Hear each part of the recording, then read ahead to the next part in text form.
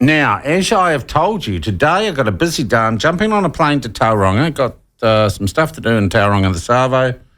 And then tomorrow morning I'm getting up bright and early, borrowing a mate's car, and I'm driving over to Mystery Creek to go for the first time in my life to Fieldays, agricultural field days, which I'm told is like an AMP show on speed.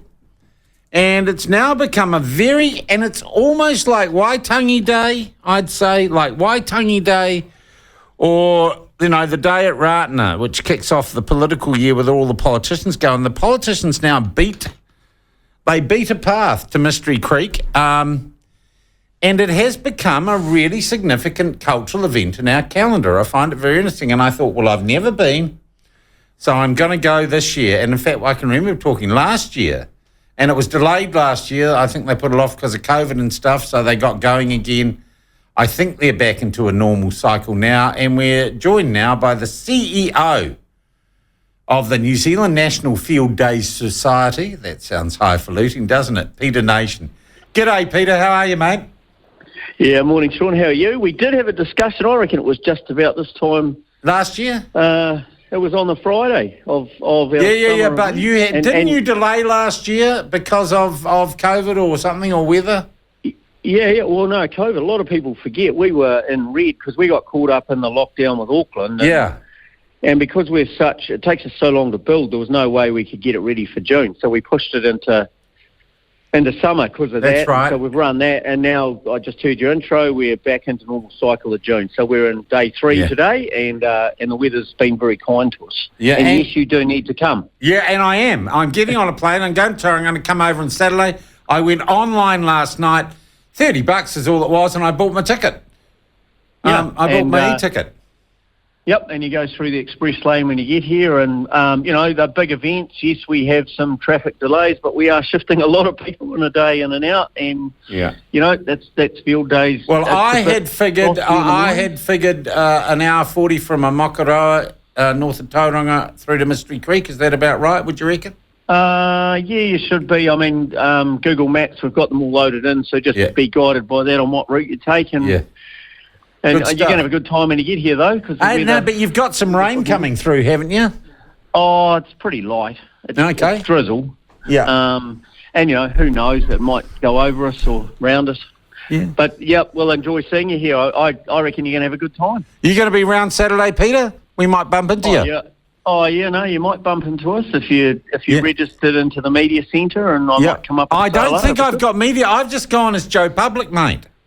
Oh, have you? Okay, good as gold. Will you can I get a media thing that'll get me in quicker?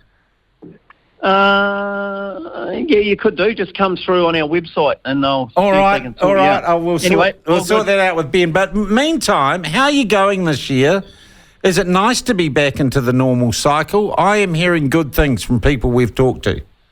Yeah, no, it is good to be in the normal cycle. I think winter seems to suit people more, and we've been absolutely blessed with the weather. Like it hasn't stopped raining in the Waikato since Christmas, Sean, and then all of a sudden 2 weeks ago we get this beautiful big high over New Zealand, which we've enjoyed for the build here, because we're over 10 weeks in the build. So the builders have been loving that weather, and then we had a couple of. I mean, the first opening morning Wednesday was a -3 frost, but in the Waikato you get a beautiful day afterwards. So, and the people, I could tell a few hours in with people walking around, they were in a great frame of mind, and I think people have really enjoyed coming back to the event, but more importantly, catching up with friends and their suppliers and all those things, and actually chewing the fat. And there's plenty to talk about. Yeah, commodity prices, election year, all sorts of things, and of course, people like talking about all this stuff in New Zealand. Geez, the politicians, you're a big event for them now, and as I said, it's kind of now comparable to them all going to Waitangi or going to the Ratana Church thing. It's almost become part of the political calendar. A pilgrimage. Well, we've for many years now as an event, because we are a national event of significance. We enjoy parliamentary recess. And I think that's important. Our country runs on a diplomatic process, and of course we're a big international event. We probably host 3,000 international visitors every year, and of course international relationships and diplomacy is very important for New Zealand's trade. Yeah. And I can tell you, having travelled to big events around the world, they don't enjoy political presence at their events, and that's important for, when we are hosting international guests to meet the Prime Minister or the Minister of Trade, Minister of Agriculture. That is a great honour for them. Yeah. Now, you've got a bit of controversy, though, the bloody golf balls from Groundswell. And these are golf balls with pictures of politicians on them, and it's hit the newspapers this morning, mate. And I was getting texts yesterday about it. So you've banned the Groundswell golf balls? It doesn't meet our terms and conditions of exhibiting. Simple as that. And what are those terms? What part of those terms and conditions have been breached? Oh, we don't think it's respectful, and we had a lot of complaints from our other exhibitors. So you had complaints from the Labor Party. Come on, Peter. No. We run this event. It's our event. We have clear terms and conditions with clear terms of engagement. Before the event opened, they didn't meet them. So, and we take all that seriously. So but you know what's happened, of course, as a result, online sales of the Groundswell. And I don't know, they've got Chris Hipkins and James Shaw and everything on these golf balls. Apparently they've been selling like hotcakes online. Oh, that's okay. I've got an event to run. All right, Peter. Okay. And look, that is a minor brouhaha in the, in the run of things. What are the themes this year? In every conference, every gathering of people, you have a theme that emerges as being the hot thing, What is the hot thing this year? Is it sustainability? Is it?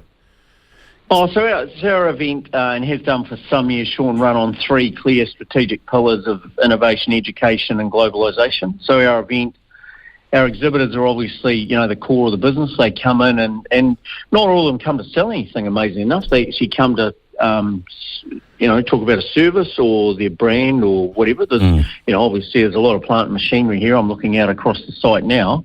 So they're a very big core of the business. But within that, we also stage those areas of education, innovation and globalisation. So the globalisation is pretty clear. We've got a clear strategy of bringing international guests into New Zealand. I went to the International Networker on Wednesday night. 17 countries were welcomed across the globe, so that's really important for international trade and distribution. In the innovation area, obviously, we've got a massive innovation hub where we celebrate new innovations and a pipeline of potential famous brands in the future. They go on to be big exporters. And then in the education area, we've got health and wellbeing. We have about 30,000 people a year go through that hub over 4 days. We've got a forestry hub, which we opened last year. We had a careers opportunity grows here for youth. We have a massive school program where they come in from all over New Zealand, South Island included, to learn about careers in the primary sector. And then on Wednesday morning at 10 o'clock, we opened the Sustainability Hub, and that's all about talking about a really big subject that people are struggling with and wondering where they fit. So that's an opportunity for them to come and talk about that and learn some stuff. So there's a lot going on, and then you've got a whole lot of seminars going on and meetings, and so it's very much a business-to-business event is what it is, a business-to-customer event. Yeah, all right. Yep. Now, I am going to put you on the spot here. I've got to go. I understand Land Rover are there, and I'm going to go and see them. But I want. Give me just the 4 next stands things that I should go and see on Saturday. If you're going to have to pick the eyes out of this thing and play favourites, what are the must-sees, mate? What are the must-sees? I could name our 4 partners for a start. Should I do that? Okay, we'll go start with that. Yep. Shameless plug. So Hyundai New Zealand have been with us 11 years, and you won't miss them. So as you come in, probably the main gate, we call it the North Gate, Gate 1, they're right on your left. But, here's a company that's massive on the global stage and celebrating alternative fuels, hydrogen, EV, etc. So that's good for a little look, and so that's a good one. Case IH, obviously, that's a global company, massive focus on new generation diesels and technology. MPI are with us now, so they're helping us power the Careers Hub and the Sustainability Hub. I think it's really important that someone like MPI is part of this event because it is an agricultural event at the end of the day. And 1NZ which used to be Vodafone New Zealand. So that, they're 4 sites. Now, what are they? And I guess they might because they're involved in, is it Starlink? Yes. So that's going to be a game changer, Sean. I want to have a look at that, Stan. I do find that technology so interesting. But what that's going to do, it's going to bring cell phone technology to the whole of New Zealand, even if you live in the boondocks. Yeah. So suddenly you'll be able to use your mobile. And that's a game changer for farmers and growers because, I grew up in the middle of the North Island and some of those places have still got copper wire strung between trees. I'll be honest, mate, it's a game changer for the platform. We deliver through mobiles. Yeah, absolutely. And through the internet. And for us, we're building our network and, and a huge amount of our audience lives provincially or rurally compared with normal media channels. So actually, I'm really interested in that, Yeah, no, good. And then I think you should take time to go through and have a look at those hubs I just talked about, innovations. Definitely go into the health and wellbeing hub, and I'm not saying there's anything wrong with your health, but just go and have a look at the health professionals, because health's a big item that you probably talk about every week on your show. And just get that in your mind as to why that's so popular. Okay, best free food. Someone said to me, you will not have to take corned beef sandwiches with you. There's food all over the place and samples. Come on, give me. And I know it's difficult for you. I'm not asking you to pay favourites. If I wanted to fill my belly with something really neat that wasn't going to cost me too much, where would I go, mate? So we've got specific food hubs with dietary requirements from, right through the whole spectrum. My dietary requirements must taste good. Well, I reckon the one for me, so it's a personal opinion, I'm not promoting anyone in particular, but it's the personal food is either whitebait fritter or the mussel fritter, mate. Oh, the whitebait fritter, you sold me already. Where do I find them? Where's the best whitebait fritter? I think you'll find them in Food Court 1. Food Court 1? I'm just writing this down.